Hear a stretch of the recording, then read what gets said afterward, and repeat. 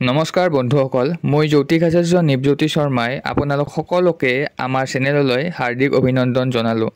আজিৰ এই জ্যোতিষ কাৰ্যক্ৰম সিংহ ৰাশিৰ বাবে বহুত মহত্বপূৰ্ণ হ'বলৈ গৈ আছে, কিয়নো আজি মই আপোনালোকক যি ক'বলৈ গৈ আছোঁ আজিৰ আগত না আপুনি ক'ৰবাত বেলেগত শুনিছিল না ক'ৰবাত দেখিছিল। সিংহ ৰাশিৰ জীৱনত কিয় ইমান দুখ আহে, ইয়াৰ কাৰণবোৰ কি কি, গোটেই জীৱন এই দুখ থাকিব নেকি, সঠিক কাৰণ আজি মই ইয়াৰ ক'ম। কেনেকৈ আপোনালোকে জীৱনটো সলনি কৰিব পাৰে ইয়াৰ বিষয়েও আজি আমি ক'ম। আৰু ক'ম যে কোন ৰাশিৰ ব্যক্তিৰ লগত আপুনি ভালদৰে চলিব লাগিব, কোন ৰাশিৰ লোকৰ লগত আপুনি কিছু দূৰত্ব বজাই ৰখা উচিত, তাৰ বিষয়েও আজি আমি ক'ম, যাৰ ফলত ভৱিষ্যতে বিশ্বাসঘাতকতা বা তেনেধৰণৰ সমস্যাৰ পৰা আপুনি বাচি থাকিব পাৰিব। তাৰ উপৰি সিংহ ৰাশিৰ লোকসকল প্ৰকৃততে হয় কেনেকুৱা, তেওঁলোকৰ ব্যক্তিত্ব, তেওঁলোকৰ চৰিত্ৰ প্ৰকৃততে হয় কেনেকুৱা, আহক আৰম্ভ কৰোঁ আজিৰ ভিডিঅ'টো অলপো সময় নষ্ট নকৰাকৈ। কিন্তু তাৰে আগতে কমেণ্টত জয় মা কামাখ্যা লিখিবলৈ একেবাৰেই নাপাহৰিব। সিংহ ৰাশি হৈছে ৰাশি চক্ৰৰ 5 নম্বৰ চক্ৰৰ ৰাশি, যাৰ অধিপতি হয় নৱগ্ৰহৰ ৰজা সূৰ্যদেৱ। আপোনালোকে নিশ্চয় সৰুতেই পঢ়িছে যে সূৰ্যক কেন্দ্ৰ কৰিয়েই সকলোবোৰ গ্ৰহ ঘূৰে, গতিকে সূৰ্যক আমি লিডাৰ বুলিও ক'ব পাৰোঁ। আপোনালোকৰ সিংহ ৰাশি হৈছে অগ্নিতত্ত্বৰ ৰাশি। যিমান সিংহ ৰাশিৰ ব্যক্তি আছে সকলোৱে নিজকে ৰজা বুলি ভাবে। এইটো ক'লে আপোনালোকে বেয়া নাপাব, কিন্তু এওঁলোকৰ ভিতৰত এক অহংকাৰ থাকে। গোটেই 12টা ৰাশিৰ ভিতৰত অহংকাৰ সিংহ ৰাশিৰে বেছি বুলি ক'ব পৰা যায়। কিন্তু ইয়াৰ বিপৰীতে এওঁলোকৰ অন্তৰ বহুত সঁচা হৃদয়ৰ হয়। সকলোৱে এইটো কথা বুজি নাপায়, কিন্তু প্ৰকৃততে এয়াই সত্য যে এওঁলোকৰ অন্তৰ বহুত কোমল তথা বহুত এওঁলোক লয়েল, লগতে বহুত দয়ালু। এওঁলোক দয়ালু, বহুত বেছি দয়ালু হয়।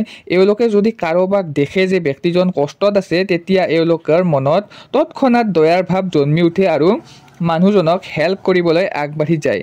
কিন্তু এটা কথা ঠিক যে কোনোবাই যদি এওঁলোকক দিগদাৰ দিয়ে, অশান্তি দিয়ে, তেতিয়া কিন্তু এওঁলোকৰ স্বভাৱ সম্পূৰ্ণ বিপৰীত হৈ পৰাও দেখা যায়। বহুত সোনকালে এওঁলোকৰ খং উঠি যায়, কিয়নো আগতেই কৈছোঁ যে সিংহ ৰাশি অগ্নিতত্ত্বৰ ৰাশি, লগতে সূৰ্যৰ ৰাশি। এওঁলোকে বেছি ফাল্টু কথা পাতি ভাল নাপায়, কিন্তু মনত যি আছে মুখামুখিকৈ কৈ দিবলৈ এওঁলোকে অলপো ভয় নকৰে। সিংহ ৰাশিৰ ব্যক্তিসকল বহুত নিডৰ হোৱাৰ লগতে এওঁলোকে সদায় আত্মসন্মানেৰে ভৰি থাকে। যিহেতু সিংহ ৰাশি ৰজা, গতিকে বেলেগৰ তলত কাম কৰি এওঁলোকে অলপো ভাল নাপায়। এওঁলোকে কাম বহুত কৰে, কিন্তু স্বাধীনৰূপে এওঁলোকে কৰিবলৈ বেছি ইচ্ছা কৰে। আকৌ সিংহ ৰাশিৰ ব্যক্তিসকলে সদায় ভাবে যে উচ্চ পদতহে তেওঁলোকে কাম কৰিব। সৰু সুৰা পদত, সৰু চাকৰিত যোগদান কৰি কাম কৰিবলৈ এওঁলোকে অলপো ইচ্ছা নকৰে। এওঁলোক ন্যায়প্ৰিয়, অৰ্থাৎ এওঁলোকে কাৰো লগত কেতিয়াও জানি বুজি অন্যায় কৰিব বা বেয়া কৰিব নিবিচাৰে। কিন্তু এইটোও সত্য যে এওঁলোকৰ লগত যদি কোনোবাই বেয়া কৰে, তেতিয়া এওঁলোকেও বেয়াৰ সীমা অতিক্ৰম কৰি দিব পাৰে। যদি এই ৰাশি মিত্ৰৰ ফালে চাবলৈ যাওঁ, তেওঁলোকৰ বহুত বেছি মিত্ৰ নাথাকে। বহুত ডাঙৰ ডাঙৰ পদবীৰ মানুহৰ লগত সম্পৰ্ক আমি এই ৰাশিৰ দেখিবলৈ পাওঁ, কিন্তু বহুত কম সংখ্যক মিত্ৰহে এওঁলোকৰ থাকে। ইয়াৰ উপৰি এওঁলোকে বহুত বেছি ৰোমান্টিক। নিজৰ মতে প্ৰেম কৰি এওঁলোকে বহুত ভাল পায়, কিন্তু এওঁলোকে এইটোও বিচাৰে যে পাৰ্টনাৰেও তেওঁলোকৰ দৰে হওক, অৰ্থাৎ তেওঁলোকৰ কথা সকলো মানি চলক আৰু তেনেদৰে প্ৰেম জীৱন আগবাঢ়ক। এতিয়া আমি জানো আহক কোনকেইটা ৰাশিৰ পৰা অলপ দূৰত্ব বজাই ৰাখিব লাগে, অলপ বিশ্বাস তেওঁলোকে বেছি কৰিব নালাগে। বৃষভ ৰাশি, তুলা ৰাশি আৰু মকৰ ৰাশি।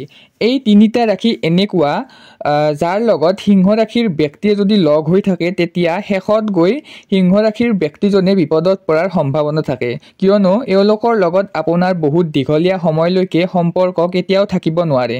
থাকিলেও বহুত সমস্যা হয়, কাজিয়া পেচাৰ হৈ থাকিব, কিয়নো সিংহ ৰাশিৰ লগত বৃষভ, তুলা আৰু মকৰ ৰাশিৰ বিচাৰ কেতিয়াও একে হ'ব নোৱাৰে। এতিয়া আমি জানো আহক সিংহ ৰাশিৰ জীৱনত আচলতে ইমান দুখ কিয় আহে, আৰু এই দুখৰ প্ৰভাৱ আপোনালোকৰ জীৱনত কিমান দিনলৈ থাকিব, বা আপুনি এই দুখবোৰ কেনেকৈ পৰিত্ৰাণ পাব পাৰিব এই দুখবোৰৰ পৰা। সকলোতকৈ প্ৰথম কাৰণটো যদি আমি ক'বলৈ যাওঁ, সিংহ ৰাশিৰ লোকসকলৰ খং বহুত বেছি, যাৰ ফলত ঘৰ, পৰিয়াল, বৈবাহিক জীৱন, প্ৰেম বা কাৰ্যক্ষেত্ৰত আপোনাৰ অতি সোনকালে খং উঠাৰ ফলত আপোনাৰ সম্বন্ধবোৰত বিচ্ছেদ আহিবলৈ আৰম্ভ কৰে। ফলত সম্বন্ধ বিচ্ছেদ হ'ব পাৰে। চাকৰিৰ ক্ষেত্ৰত যদি আপুনি বছৰ লগত খঙত কথা পাতি দিয়ে কেতিয়াবা, তেতিয়া চাকৰি যোৱাৰো সম্ভাৱনা আমি দেখিবলৈ পাওঁ। দ্বিতীয় কাৰণটো হৈছে সিংহ ৰাশিৰ ব্যক্তিয়ে বেলেগৰ তলত কাম কৰিব কেতিয়াও নিবিচাৰে। উচ্চ পদত থাকিহে বা স্বাধীনভাৱে থাকিহে কাম কৰিব বিচাৰে। ফলত যেতিয়া এওঁলোকে বেলেগৰ তলত কাম কৰি থাকে বহুত অশান্তিৰ মাজেৰে কাম কৰিবলগীয়া হয়।